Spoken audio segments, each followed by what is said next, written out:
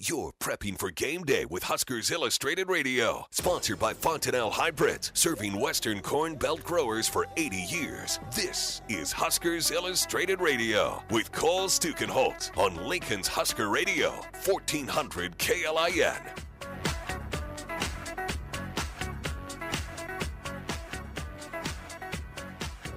Blur Parties is the official tailgate partner of Huskers Illustrated. For more information to create your ultimate tailgate, go to blurparties.com. Just 2 weeks until the 348th consecutive sellout till we welcome Fresno State to Lincoln. Fresno State was in Lincoln 5 years ago. Derek Carr was the quarterback. He almost beat us. Hopefully that doesn't happen again. But to kind of talk about all of that, shifting the focus now to football-related topics, we welcome in Huskers Illustrated beat writer and 24/7 sports reporter Michael Bruntz as he joins us via the Liberty First Credit Union hotline. Michael, good to have you on the show again. How you doing, Tommy?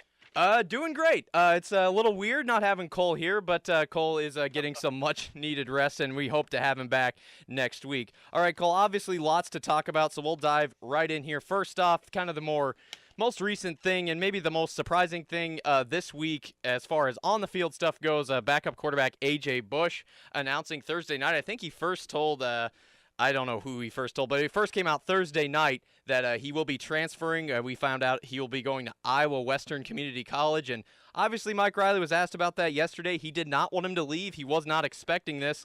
I guess my first question to you is, how significant is this loss, and is this not a surprise? I mean, Nebraska's pretty stacked at quarterback right now.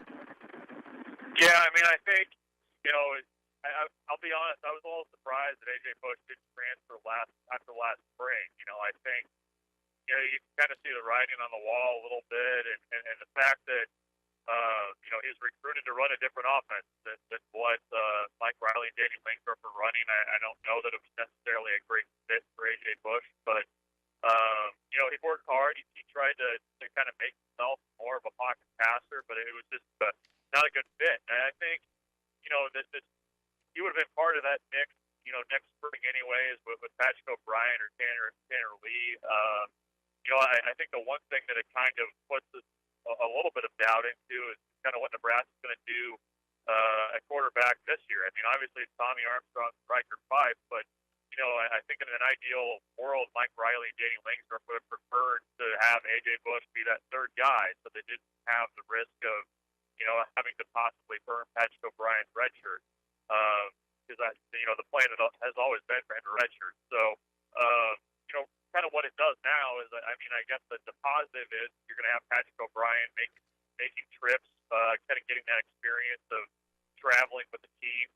He's going to get some occasional reps as the 13th quarterback in practice, which he wouldn't have gotten otherwise. But I think that's kind of the big takeaway from this thing is, I think it actually might end up being a little bit better deal for Patrick O'Brien, but it does kind of put the little doubt of, what happens if you've got Riker Fife in the game and then Tommy Armstrong's hurt, Riker Fife's helmet comes off, or something like that. He's got to leave the game for a play. I mean, that's kind of one thing to think about. But, I don't think it's a huge deal in terms of depth and competition and things like that. I think it was, kind of expected, to be honest.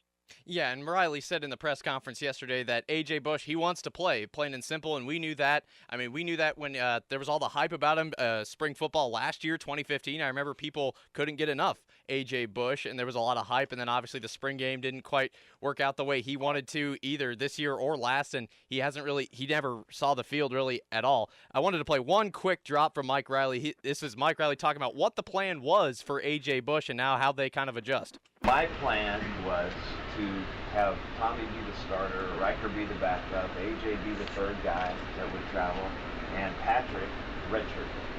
So yeah, there you have it. Michael kind of said it earlier that the plan was to redshirt Riker Fife.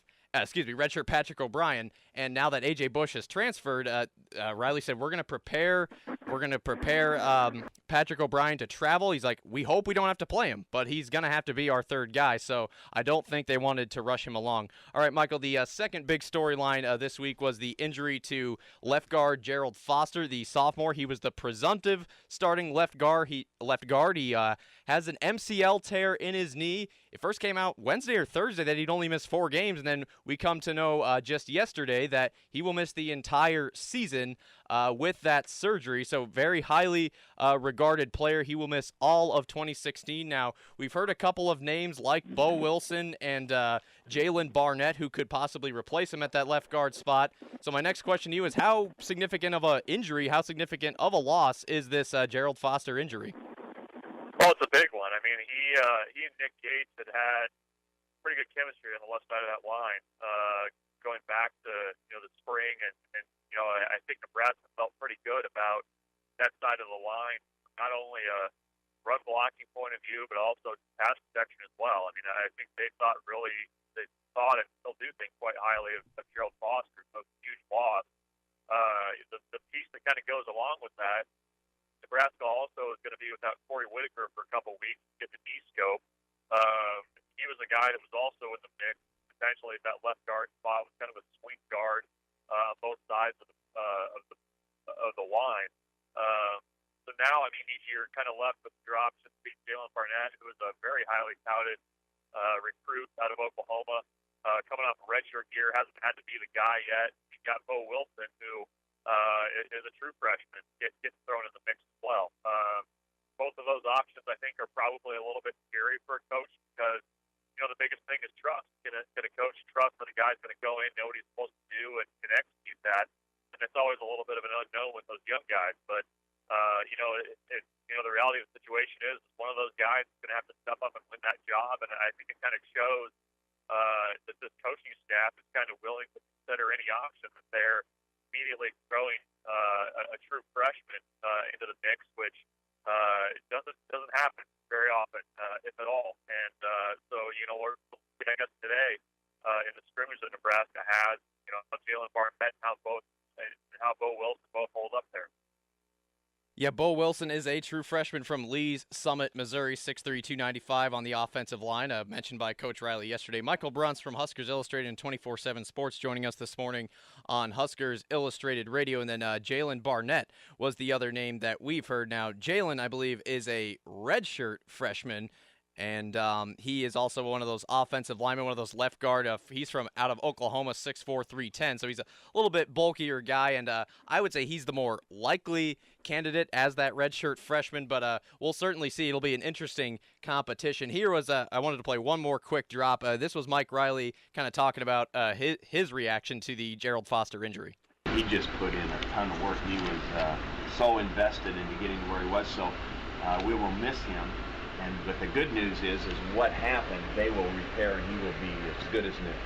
So there you have it. Mike Riley said he worked really hard to get to where he was, but he will be, quote, as good as new when he comes back. Kind of reminds me of the DPE situation when he had to exit the season with that significant injury, but now they're saying DeMornay's healthy, ready to go. So hopefully we wish the best to Gerald Foster and hope his recovery goes well. So I guess we've been talking about kind of big surprises and drama in fall camp, Michael. So I guess with that being said, we've heard some names from whether it be coordinator Danny Langsdorf, defensive coordinator Mark Banker. We've also heard a lot of buzz about Trey Bryant. So I guess what have been some of the bigger surprises of fall camp?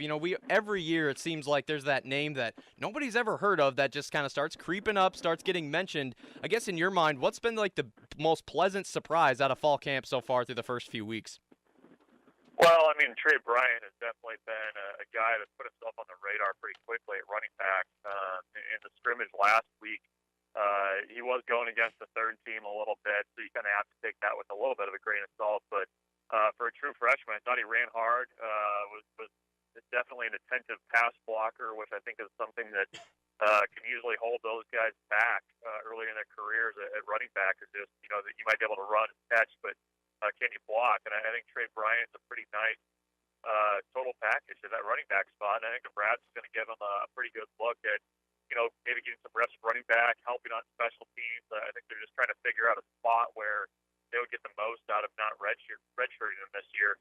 I think some other areas that maybe have been pleasant surprises this year. I think, we knew this going into the fall camp that, Nebraska's linebacker spot was going to be the strength of the defense. And, sometimes it's a little bit of hype coming out of spring, but I think when you look at that group as a whole, it's going to be pretty good. I mean, you've had Michael Rose-Ivy that's been out kind of day-to-day with a knee injury. They've split Marcus Newby in his spot, and they really haven't missed a beat. And it's, pretty remarkable that group is what it is now. When you think about where it was a year ago, I mean, it was a huge question mark, and in, just a year, Trent Bray's really kind of reshaped that room, and I think they should be set up for a pretty good year. Hopefully they get some help from the defensive line, but I think the linebacker position to me has been a really nice surprise just because they really have kind of taken that momentum from the spring and then really run with it this fall.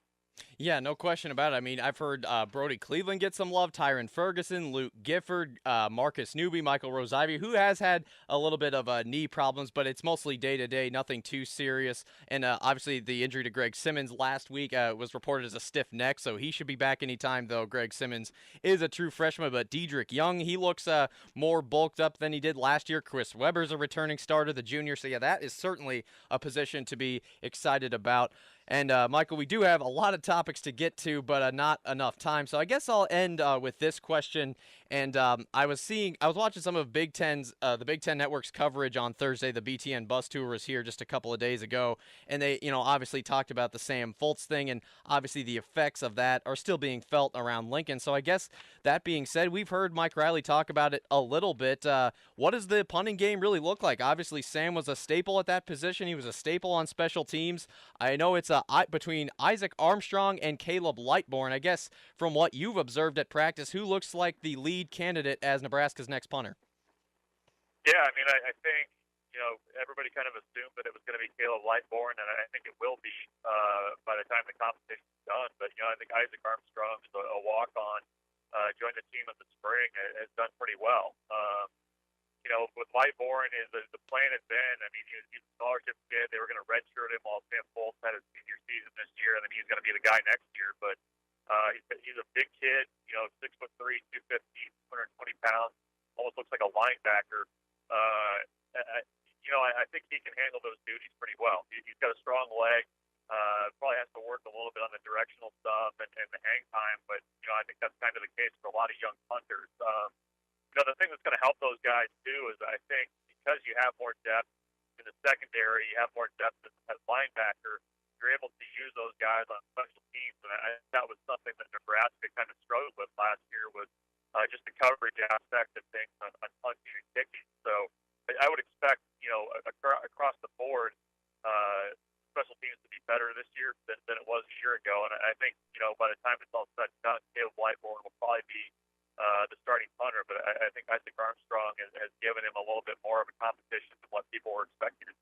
Yeah, Caleb Lightbourne, the true freshman, then Armstrong, a redshirt freshman. So both of them youngsters. Isaac Armstrong out of a Lincoln Southwest graduate, and then Caleb Lightbourne out of Washougal, Washington. Well, Michael, thank you so much for the time, and lots of football topics to unfold. And I'm sure we got more storylines coming down the pike with 2 weeks left before the season opener. So pleasure to have you on the show again. I'm sure I'll see you around at practice in the coming days. Sounds good. We'll see you then. Michael Bruntz, Huskers Illustrated Radio and 24/7 Sports. Always good to get his analysis and reaction. I agree with him. Special teams looks really good. Mike Riley's been very optimistic about the kick return game with Stanley Morgan, Terrell Newby, Trey Bryant. DeMornay Pearsonell is at pretty much back to his old self. It's obviously a little concerning because he barely even played last year, and he's been dealing with some pretty significant injuries. But they're saying DPE looks like to be 100%, and Drew Brown. I've heard nothing but good things about Drew. I've been watching him a little bit in practice. I think Drew is set for a big year, like a Brett Maher, Alex Henry type of year. I think Drew Brown is really going to shine this year, and I think he's really going to play hard. Him and Sam Foltz were really good friends, and I think he's really going to play hard for his friend Sam, and I think just he's been developing really well the last 2-3 years, and I think Drew Brown will have a fantastic year as a place kicker.